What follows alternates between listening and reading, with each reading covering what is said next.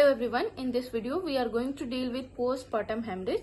So postpartum hemorrhage, from the name itself it is very clear. Post means after, partum means delivery, and hemorrhage means what? Bleeding. Means postpartum hemorrhage is what?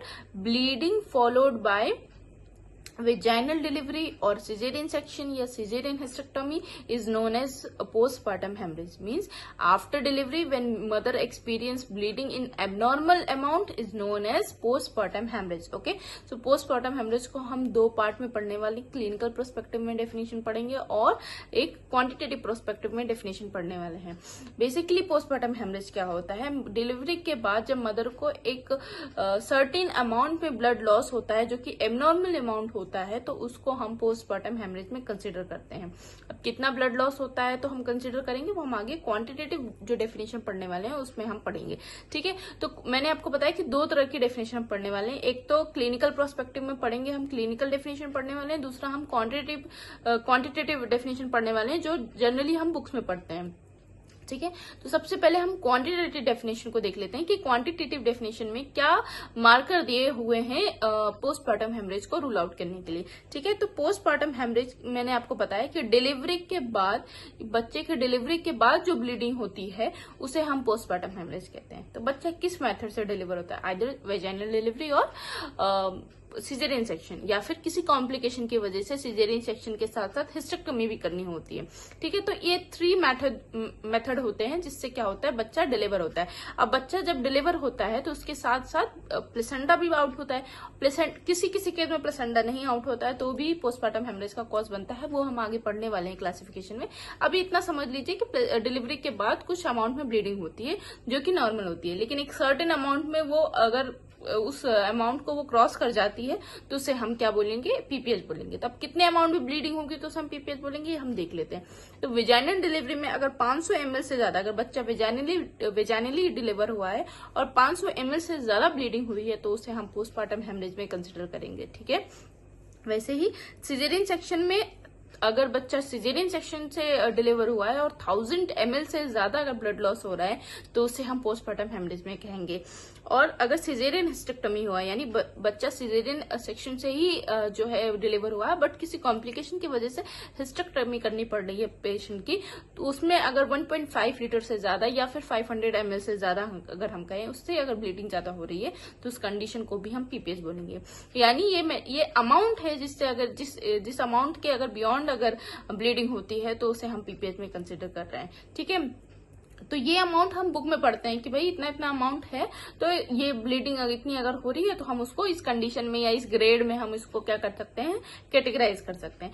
But अगर हम clinical setup की बात करते हैं कि hospitals में क्या होता है, तो हॉस्पिटल में हम पेशेंट को हम क्या कर सकते हैं? हेल्थ एजुकेट कर सकते हैं. हम फोर्सफुली कोई एक्टिविटी नहीं करा सकते पेशेंट से. तो उस कंडीशन में क्या होता है, सम टाइम क्या होता है कि पेशेंट को जब हम हेल्थ एजुकेशन देते हैं तो पेशेंट उस चीज को फॉलो नहीं करता है, तो हम रूल आउट नहीं कर पाते हैं. जैसे कि क्या होता है कि जैसे मैं एक गवर्नमेंट हॉस्पिटल में as a nursing officer posted हूँ.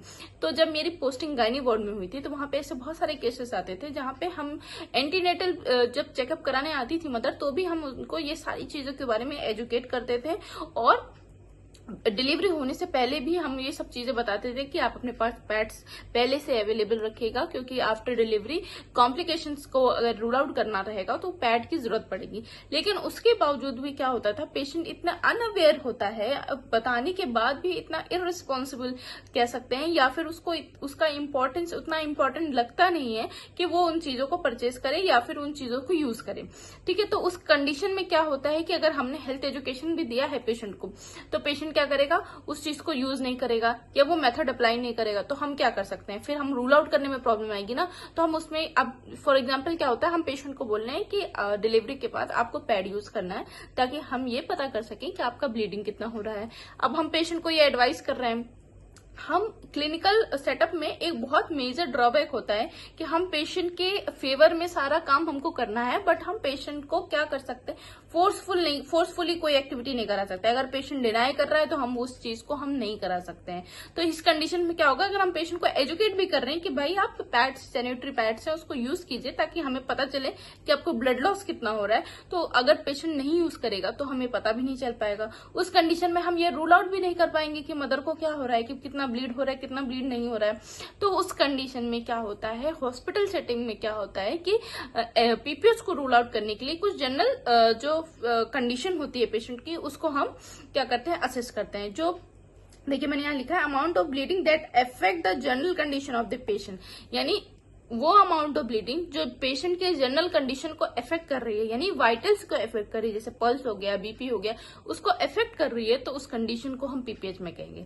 यानी ब्लड लॉस प्रेजेंट है, ब्लड लॉस के साथ अगर पेशेंट में पल्स रेट जो है वो अफेक्ट हो रही है, या फिर हमारा बीपी कम हो रहा है, या ट्रेकिकार्डिया हो रहा है पेशेंट में, तो उस कंडीशन को हम पीपीएच कहेंगे। यानी यहाँ पे वाइटल्स अफेक्ट होंगे, जनरल कंडीशन अफेक्ट होगी with blood loss. Okay, I hope आपको ये समझ में आया होगा इस स्टोरी से कि किस तरीके से क्लिनिकल सेटअप में हम क्वांटिटेटिव मेथड जो है उसको अप्लाई नहीं कर सकते हैं पीपीएच को रूल आउट करने के लिए। ठीक है, अब पीपीएच को कितना ब्लड लॉस हो रहा है उस कंडीशन पे हम क्या करेंगे, कैटेगराइज करेंगे माइनर, मेजर एंड सीवियर पे। ठीक, माइनर में 500 से 1000 ml हो रहा है, मेजर में 1000 से 2000 ml हो रहा है, और सीवियर में मोर देन 2000 ml हो रहा है, तो उस कंडीशन को हम सीवियर में करेंगे। यानी यहाँ पे ब्लड लॉस के बेसिस पे हमने टोटली कैटेगराइज किया है कि कौन सी ग्रेड का यहाँ पे पीपीएच हो रहा है। ठीक है, अब हम पढ़ लेते हैं क्लासिफिकेशन के बारे में। क्लासिफिकेशन बहुत ही इंपॉर्टेंट है, इसको बहुत अच्छे से आप थोड़ा सुनिएगा।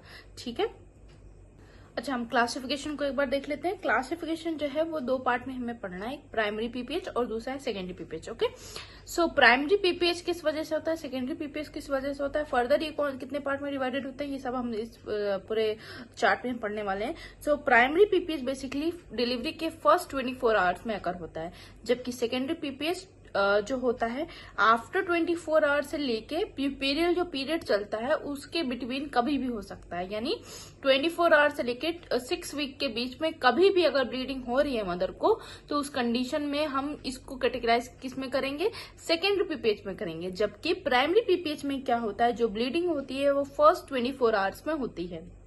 ठीक, प्राइमरी पीपीएच किसकी वजह से होता है, एटॉनिक यूट्रस की वजह से होता है। एटॉनिक यूट्रस या जो टोन है यूट्रस की अगर हम कहें, वो जब लॉस हो जाती है तो उस कंडीशन को हम एटॉनिक यूट्रस बोलते हैं। एटॉनिसिटी ऑफ यूट्रस भी बोलते हैं इसको, जिसमें यूट्रस क्या करता है, अपना जो उसका टोन होता है, मसल टोन होता है, वो लॉस कर देता है, जिसकी वजह से सीवियर ब्लीडिंग होती है मदर को। ऐसी कंडीशन में हमें क्या करना होता है, मदर को यूट्राइन मसाज करना होता है। इस कंडीशन में जब एटॉनिसिटी हो जाती है यूट्रस की, जो यूट्रस होता है वो बहुत सॉफ्ट हो जाता है, फ्लेबी हो जाता है, जिसकी वजह से ब्लीडिंग एक्सेसिव होती है मदर को। तो ऐसी कंडीशन में हमें क्या करना है, मदर को यूट्राइन मसाज करनी है अंटिल जब तक जो यूट्रस है वो फर्म ना हो जाए। ठीक, दूसरा है सेकेंडरी पीपीएच। सेकेंडरी पीपीएच किस वजह से होता है, बेसिकली किसकी वजह से, रिटेन प्लेसेंटा की वजह से होता है। तो रिटेन प्लेसेंटा का मतलब क्या होता है, जो जब प्लेसेंटा डिलीवर होता है तो प्लेसेंटा पूरी तरीके से एक्सपेल आउट हो जाता है, लेकिन कुछ केसेस में क्या होता है, प्लेसेंटा का कुछ पोर्शन जो होता है यूट्रस में ट्रैप हो जाता है, तो उस कंडीशन को हम रिटेन बीट ऑफ प्लेसेंटा या रिटेन प्लेसेंटा भी बोलते हैं। ठीक, तो उस कंडीशन में क्या होता है, सेकेंडरी पीपीएच होता है। तो पहले हम प्राइमरी पीपीएच पढ़ लेंगे, फिर सेकेंडरी पीपीएच पढ़ेंगे। मैक्सिमम या कॉमन होने वाला कौन सा पीपीएच है, प्राइमरी पीपीएच है। ठीक, और प्राइमरी पीपीएच को हम दो पार्ट में और फर्दर डिस्ट्रीब्यूट करके पढ़ने वाले हैं। ठीक, तो प्राइमरी पीपीएच बेसिकली क्या होता है, फर्स्ट 24 आवर में होने वाली ब्लीडिंग को हम प्राइमरी पीपीएच करते हैं, जो कि एटोनिसिटी ऑफ यूट्रस की वजह से होता है, और एटोनिसिटी को करेक्ट करने के लिए हम यूट्राइन मसाज करते हैं मदर को। ठीक है, अब ये जो प्राइमरी पीपीएच है इसको दो पार्ट में फर्दर और डिवाइड किया गया है। एक तो थर्ड स्टेज पीपीएच बोला गया है, एक ट्रू पीपीएच बोला गया है। अब थर्ड स्टेज पीपीएच क्या बोलते हैं, जो पीपीएच होता है वो थर्ड स्टेज में जब अकर होता है, यानी डिलीवरी के बाद, यानी बच्चा डिलीवर हो गया लेकिन प्लेसेंटा एक्सपेल होने से पहले जब ब्लीडिंग होती है मदर को, तो उस कंडीशन को हम क्या बोलते हैं, थर्ड स्टेज पीपीएच बोलते हैं। थर्ड स्टेज पीपीएच क्या होता है, बच्चा डिलीवर हो चुका है बट प्लेसेंटा अभी डिलीवर नहीं हुआ है, और उस दौरान अगर मदर को इन बिटवीन अगर ब्लीडिंग स्टार्ट हो जाती है मदर को, तो वो कंडीशन किस में कंसिडर होती है, थर्ड स्टेज पीपीएच में कंसिडर होती है। जबकि ट्रू पीपीएच बेसिकली क्या होता है, ट्रू पीपीएच में देखिए आफ्टर प्लेसेंटल डिलीवरी के बाद जो ब्लीडिंग होती है उसे ट्रू पीपीएच बोलते हैं। ये मैक्सिमम होने वाला पीपीएच है। इन सब में अगर हम देखें तो सबसे ज्यादा कौन सा होता है, ट्रू पीपीएच होता है। सबसे पहले देखिए प्लेसेंटा जो पीपीएच है वो दो पार्ट में डिवाइडेड है, प्राइमरी एंड सेकेंडरी। तो प्राइमरी सेकेंडरी में सबसे ज्यादा होने वाला कौन सा है, प्राइमरी पीपीएच। प्राइमरी पीपीएच दो पार्ट में फिर डिवाइडेड है। तो प्राइमरी पीपीएच किसमें डिवाइडेड है, ट्रू पीपीएच में एंड थर्ड स्टेज पीपीएच में। और इन दोनों में सबसे ज्यादा कौन सा हो रहा है, हमारा ट्रू पीपीएच हो रहा है। ठीक, आई होप ये आपको क्लियर हो रहा होगा कि प्राइमरी पीपीएच में कौन से टाइप होते हैं, third stage and true PPH होता है। तो ट्रू पीपीएच सबसे कॉमनेस्ट होने वाला पीपीएच है। ठीक, दोनों के मैंने कॉज भी बता दिए कि किस तरीके से ट्रू पीपीएच होता है और किस तरीके से थर्ड स्टेज पीपीएच होता है। थर्ड स्टेज पीपीएच कब होगा, बच्चा डिलीवर हो जाएगा लेकिन प्लेसेंटा डिलीवर नहीं होगा और इन बिटवीन ब्लीडिंग स्टार्ट हो जाएगी। और ट्रू पीपीएच में क्या होता है, प्लेसेंटा और बच्चा दोनों ही डिलीवर हो गया, आफ्टरवर्ड क्या होगा, ब्लीडिंग स्टार्ट हो जाएगी। ठीक, now come on the secondary PPH. अब सेकेंडरी पीपीएच क्या होता है, सेकेंडरी पीपीएच में बेसिकली मैंने आपको बताया कि क्या होता है, जो प्लेसेंटा है उसका कुछ पोर्शन जो होता है यूट्रस में ट्रैप हो जाता है, जिसकी वजह से ब्लीडिंग होती है। अब ब्लीडिंग हो रही है, यहाँ पे जो यूट्रस होगा उसका नेचर कैसा होगा, हमने एटोनिसिटी में पढ़ा था यूट्रस सॉफ्ट हो जाएगा, लेकिन इस कंडीशन में यूट्रस जो होगा हार्ड होगा। ठीक है, यूट्रस विल हार्ड, यहाँ पे यूट्रस हार्ड होगा, उसके बाद ब्लीडिंग हो रही है, तो उस कंडीशन में हमें इमीडिएटली डॉक्टर को इन्फॉर्म करना है। ठीक, इसको हम ऑल्सो कॉल्ड डिलेड और लेट पिपेरल हेमरेज भी बोलते हैं। क्यों, क्योंकि भाई 24 घंटे से लेके ये 6 वीक के बीच में इन बिटवीन इस इंटरवल में कभी भी हो सकता है, इसलिए इसे डिलेड पिपेरल भी बोलते हैं या लेट पिपेरल हेमरेज भी बोलते हैं। क्योंकि ये पिपेरल पीरियड में हेमरेज होगा, इसलिए लेट पिपेरल हेमरेज इसको कंसिडर किया जाता है। ठीक है, ये हो गया क्लासिफिकेशन। अब हम बात करते हैं प्राइमरी पीपीएच। प्राइमरी पीपीएच में देखिए एटोनिक यूट्रस 80% होता है। ठीक, अगर पीपीएच हो रहा है, कॉज की अगर हम बात करें तो किस वजह से हो रहा है, 80% तो एटोनिक यूट्रस की वजह से होगा, या ट्रॉमा की वजह से हो सकता है, या कोई ड्रग का साइड इफेक्ट है उसकी वजह से हो सकता है, और ब्लड कोगुलोपैथी की वजह से हो रहा है, यानी कि ब्लीडिंग कोई डिसऑर्डर है मदर को तो उसकी वजह से हो रहा है। ठीक है, एटोनिक यूट्रस किस वजह से होता है, या फिर ये जो प्रॉब्लम है प्राइमरी पीपीएच किस वजह से होता है। एक तो मैंने आपको बताया कि मल्टीपल प्रेगनेंसी है, मल्टीपैरा है, कि जो मदर है वो ग्रांड मल्टीपैरा है, या मल्टीपैरा का मतलब होता है वो बहुत बार माँ बन चुकी है, तो उस कंडीशन में हो सकता है। ओवर डिस्टेंडेड यूट्रस अगर है तो उस कंडीशन में हो सकता है। मल्टीपल प्रेगनेंसी है तो उस कंडीशन में हो सकता है। हाइड्रोएमनियोज है या लार्ज बेबी है तो उस कंडीशन में हो सकता है। ठीक है, फुल डिस्टेंडेड ब्लैडर है, ब्लैडर डिस्टेंडेड है तो उससे क्या हो सकता है, यूट्रस जो होगा, अगर पहले क्या आपको पता है कि जब भी डिलीवरी के लिए प्रिपेयर कराते हैं मदर को, तो जो ब्लैडर है उसको क्या कराते हैं, एम्प्टी कराते हैं या कैथेटर वगैरह इंसर्ट कर देते हैं मदर को। ठीक है, ताकि जो ब्लैडर है वो एम्प्टी रहे, वो डिस्टेंडेड ना रहे। डिस्टेंडेड की वजह से ब्लैडर जो होगा यूट्रस को पुश करेगा और यूट्रस जो होगा अपनी पोजीशन से डिसलोकेट होगा, जिसकी वजह से भी हेमरेज हो सकता है। ठीक है, अगर एनीमिया है मदर को तो हो सकता है। ठीक है, प्रोलॉन्ग लेबर है या प्रेसिपिटेट लेबर है तो भी हो सकता है मदर को। कैसे हो सकता है, प्रोलॉन्ग लेबर है, बहुत लंबे समय से मदर क्या कर रही है, लेबर में है। और प्रेसिपिटेट लेबर क्या होता है कि जो फर्स्ट स्टेज लेबर है और सेकंड स्टेज लेबर है, दोनों ही क्या विद इन 2 to 4 आवर में क्या हो रहा है कि खत्म हो जा रहा है लेबर, तो प्रेसिपिटेट लेबर होती है। एनीस्थीसिया का इफेक्ट अगर हो रहा है तो भी हो सकता है। यूट्राइन फाइब्रॉइड है, ऑक्सीटोसिन अगर हमने ज्यादा दे दिया तो भी हो सकता है। एड्रेंट प्लेसेंटा है जिसमें क्रेटा इनक्रेटा पर क्रेटा हमने पढ़ा है, तो उस कंडीशन में भी ये सारे रिस्क है बेसिकली प्राइमरी पीपीएच के होने के। ठीक है, सेकेंडरी पीपीएच का क्या मैंने आपको ऑलरेडी बताया है कि उसमें रिटेन प्लेसेंटा होता है। ठीक, दूसरा है एस्टिमेशन, अगर हम कैसे करेंगे कि ब्लड लॉस कितना हो रहा है। ठीक है, तो एक टैम्पोन अगर सोक हो गया है तो 30 ml, एक फुल पैड अगर सोक हो गया है तो 120 ml, और हॉस्पिटल सेटअप में हम ये 3 चीजों का ध्यान देते हैं। एक फुल किडनी ट्रे आप सबको पता होगा, अगर वो फिल हो गई है तो 500 ml को उसको कंसिडर करते हैं। अब मैंने आपको बताया ना कि हॉस्पिटल सेटअप में क्या होता है कि बहुत सारी चीजें, बहुत सारे प्रॉब्लम सामने आते हैं कि या तो पेशेंट अवेयर नहीं हो रहा है, या पेशेंट अपनी कंप्लेन नहीं बता पा रहा है, या उसको ब्लीड हो रहा है, पेशेंट को पता ही नहीं चल पा रहा है। ठीक है, तो उस कंडीशन में क्या होता है कि पेशेंट अपनी प्रॉब्लम को बता नहीं पा रहा है, तो हमें दूसरे मेजर, बुकिश लैंग्वेज से हटके हमें हॉस्पिटल क्लिनिकल सेटिंग में दूसरे मेजर्स पेशेंट पे अप्लाई करने पड़ते हैं। तो उस कंडीशन में हमने बताया कि अगर किडनी ट्रे पूरी फुल हो जा रही है, इतना ब्लीड हो रहा है, तो हम उसे मान लेंगे 500 ml ब्लीडिंग हो रही है। या फिर जो ब्लड है वो पूरा बेड पे सोक हो चुका है, तो हम उसको मान लेंगे कि 1000 जो हो रहा है 1000 ml, ये 1000 है, ठीक है, ये 1000 ml हो रहा है। या जो ब्लड है वो पूरे जो लिनेंट है या जो बेडशीट है उसको सोक कर चुका है और पूरे फ्लोर पे आ चुका है, तो वो 2000 ml में कंसिडर होगा। ये 2000 है, 1000 है, ठीक है। तो ये इस तरीके से हम एस्टिमेशन करते हैं ब्लड लॉस कितना होता है। लेकिन हम बेसिकली क्या करते हैं, पहले मदर को एजुकेट करते हैं as well as family member को एजुकेट करते हैं कि ऐसी ऐसी प्रॉब्लम्स हो सकती हैं पेशेंट को, तो आप इन सब चीजों का ध्यान देना पड़ेगा आपको, ठीक है। इन केस अगर ऐसी फैमिली उस चीज को फॉलो अप नहीं करती है, तो हम इन सारी चीजों को यूज कर सकते हैं ब्लड लॉस कितना हुआ है उसको आइडेंटिफाई करने के लिए। प्लस हम एक बहुत ही इंपॉर्टेंट यहाँ पे मैं आपको बताना भूल गई हूँ, बहुत ही इंपॉर्टेंटली हम क्या कर सकते हैं, पेशेंट का सीबीसी जरूर करेंगे।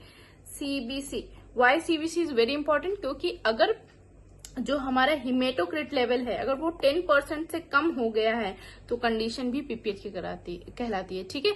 आपको ध्यान देना है कि अगर ये सारी टेक्निक हम नहीं अप्लाई कर पा रहे हैं तो हमें इमीडिएटली पेशेंट का क्या करना है, सीबीसी प्रोफाइल चेक करवाना है, ताकि हमें ये पता चले कि पेशेंट का हिमेटोक्रिट लेवल कितना है, ठीक है। अगर हिमेटोक्रिट लेवल 10% से रिड्यूस हो चुका है तो वो कंडीशन पीपीएच की है, ठीक है। अगर लेबोरेटरी डायग्नोसिस अगर आपको करने को बोला जाए कि क्या लेबोरेटरी फाइंडिंग आपको देखने को मिलेगा कि वो पीपीएच में है मदर, तो हिमेटोक्रिट लेवल 10% रिड्यूस हो चुका होगा।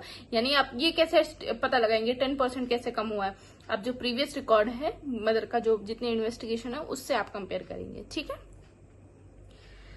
ना। उसके बाद क्या है, मैनेजमेंट हम देख लेते हैं। अच्छा, मैनेजमेंट में हम 3 तरीके से मैनेजमेंट पढ़ने वाले हैं, ठीक। तो पहला तो हम नर्सिंग पढ़ेंगे जिसको नॉन स्पेसिफिक भी बोल रहे हैं यहाँ पे, फिर स्पेसिफिक पढ़ेंगे, देन मैकेनिकल पढ़ेंगे। नर्सिंग मैनेजमेंट में कैसे होगा, जैसे ही जो ही मदर हमारे पास एडमिट हो रही है पीपीएच की, या तो डायरेक्टली हमारी आप कह सकते हो कि हमारे पास एडमिट थी उसको ये कंडीशन आ गई है, या फिर कोई मदर ऐसी कंप्लेन लेके आई है हमारे पास, तो हम फटाफट क्या करेंगे, 2 आईवी बोर आईवी कैनुला हम उसको मदर को पहले ही इंसर्ट कर देंगे, ठीक है, दोनों ही हाथों में। और जितना जल्दी हो क्रिस्टलॉइड सोल्यूशन है वो स्टार्ट कर देंगे। ब्लैडर को कैथेटराइज करेंगे ताकि ब्लैडर डिस्टेंडेड ना हो। पेशेंट को फ्लैट और वार्म पोजीशन देंगे फ्लैट पोजीशन देंगे और वार्म प्रोवाइड करेंगे, और ब्लड प्रोडक्ट को अरेंज करने के लिए बोलेंगे, ठीक है। जो भी मदर का जो ब्लड ग्रुप है उसके अकॉर्डिंग हम क्या करेंगे, ब्लड प्रोडक्ट को अरेंज करने के लिए बोलेंगे मदर को। ये हो गया हमारा नॉन स्पेसिफिक। अब ये कंडीशन ये जो है हमारा, ये हम चाहे पेशेंट का कुछ भी प्रोफाइल हो या कोई भी मतलब हमें मैनेजमेंट करना हो, ये सारी चीजें हमें इनिशियली करनी है, स्ट्रिक्टली तो करनी है, ठीक है। क्योंकि हम ब्लड लॉस हो चुका है तो ट्रांसफ्यूजन तो करना ही है हमको, आईवी लाइंस तो हमें लगानी ही है, प्लस हमें क्या करना है, पेशेंट को पोजीशन वगैरह सब कुछ देनी है। तो ये हमारे इनिशियल मैनेजमेंट, ये तो कंपलसरी करना है। उसके बाद हम बढ़ेंगे स्पेसिफिक मैनेजमेंट में। अब आपको ये ध्यान देना है कि जो हम स्पेसिफिक मैनेजमेंट कर रहे हैं वो डिपेंडिंग हम कर रहे हैं कि अगर मान लीजिए पहले हमने कोई मैनेजमेंट अप्लाई किया, उससे पेशेंट रिजॉल्व नहीं हो रहा, तो हम दूसरा मैनेजमेंट करेंगे, फिर तीसरा करेंगे, फिर चौथा करेंगे। ऐसा नहीं हम सारा एक साथ कर देंगे, हमें स्टेप बाय स्टेप मैनेजमेंट करना है। अगर उससे रिजॉल्व हो जा रहा है मैनेजमेंट तो हम वहीं पे रुक जाएंगे, ठीक। अभी आगे पढ़ेंगे तो आपको समझ में आने वाला है, ठीक है। सबसे पहले क्या करेंगे, massage the uterus until firm. मैंने आपको बताया कि टॉनिसिटी की कंडीशन में हमें यूट्राइन मसाज करते रहना है।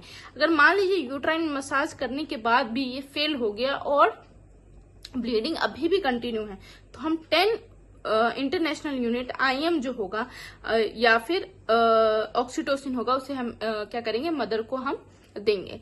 आईएम अगर हम नहीं दे रहे हैं तो आईवी हम देंगे 10%, जो 10 इंटरनेशनल यूनिट होता है उसको हम क्या करेंगे, 500 ml NS में हम इन्फ्यूजन से लगा के हम मदर को दे सकते हैं, ठीक है। आईएम आईवी दोनों दे सकते हैं, बट प्रेफरली ये देखा जाता है ब्लड लॉस कितना हो रहा है, बहुत सीवियर ब्लड लॉस हो रहा है तो आईएम हम दे सकते हैं।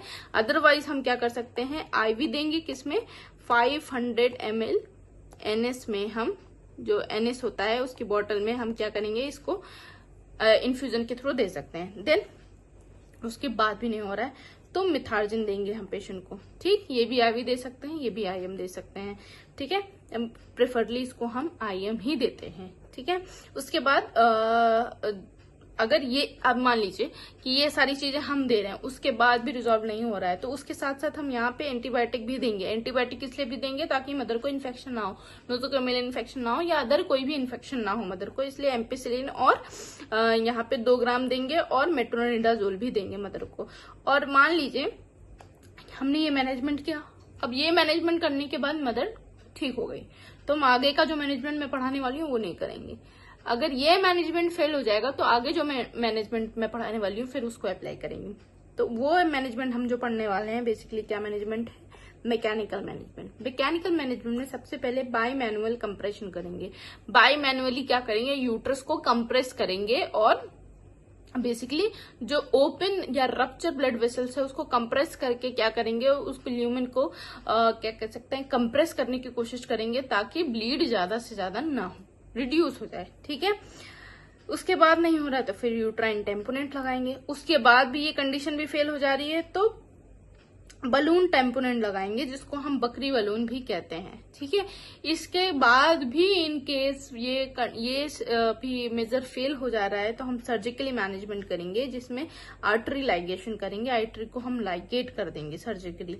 ठीक है, या बी लिंच प्रोसीजर हम इसके बाद कर सकते हैं। ये भी फेल होगा तो बी लिंच प्रोसीजर परफॉर्म करेंगे, और नहीं होगा तो फाइनली हम क्या करेंगे, हिस्टेक्टमी करेंगे। ठीक है, अब ये जो मैनेजमेंट मैंने आपको पहले भी बताया कि ये सारे मैनेजमेंट तब होंगे जब स्टेप बाय स्टेप हम करते जा रहे हैं और ये स्टेप बाय स्टेप फेल होते जा रहे हैं। अगर मान लीजिए हमने मेडिकल मैनेजमेंट कर दिया, ये सारा हमारा मेडिकल मैनेजमेंट में आएगा। ठीक है, ये मेडिकल में आएगा, ये आप नर्सिंग मैनेजमेंट भी बोल सकते हैं, और ये हमारा सर्जिकल मैनेजमेंट भी आएगा। ठीक है, अब मान लीजिए हमने नर्सिंग मैनेजमेंट किया, नर्सिंग मैनेजमेंट के बाद हमने ये वाला भी आप नर्सिंग मैनेजमेंट में ऐड कर सकते हो, बट ये स्पेसिफिक मैनेजमेंट है इसलिए मैंने इसको अलग लिखा हुआ है। ठीक है, मान लीजिए हमने यूट्राइन मसाज किया, वहीं पे ब्लीडिंग स्टॉप हो गई, तो इतना नीचे जो कहानी हमने पढ़ी है उसको करने की जरूरत नहीं है बिल्कुल भी। लेकिन जैसे जैसे ब्लीडिंग अगर मान लीजिए हम करते जा रहे हैं, मैनेजमेंट करते जा रहे हैं और ब्लीडिंग होती जा रही है, तो हम क्या करेंगे, ग्रेजुअली अपनी जो मैनेजमेंट है उसको हम बढ़ाते जाएंगे, उस पर अप्लाई करते जाएंगे मदर पे, और जिस स्टेज पे पेशेंट रिकवर हो जाएगी या मैनेज हो जाएगा पीपीएच, उस स्टेज पे आके हम रोक देंगे। आगे कोई भी हम प्रोसीजर अप्लाई करने की हमको नीड नहीं है। तो ये ऑल ओवर था पीपीएच के बारे में कि पीपीएच क्या होता है, पीपीएच किस तरीके से अकर होता है, कितने पार्ट्स होते हैं, किस तरीके से हम इसको क्लासिफाई करते हैं, क्लासिफिकेशन में कौन कौन सा क्लासिफिकेशन होता है, कौन सा मैक्सिमम होने वाले पीपीएच होता है, मैनेजमेंट क्या होता है, रिस्क क्या होते हैं, ये सारी ही चीजें हमने इस वीडियो में पढ़ ली है। ओके, कोई भी डाउट आएगा जैसे मैंने आपको बताया यहाँ पे बी लिंच प्रोसीजर और बकरी बलून के बारे में, अगर आपको कोई क्वेश्चन आ रहा है तो आप कमेंट कर सकते हैं, मैं वहां पे आपको आंसर इसका दे दूंगी। ओके।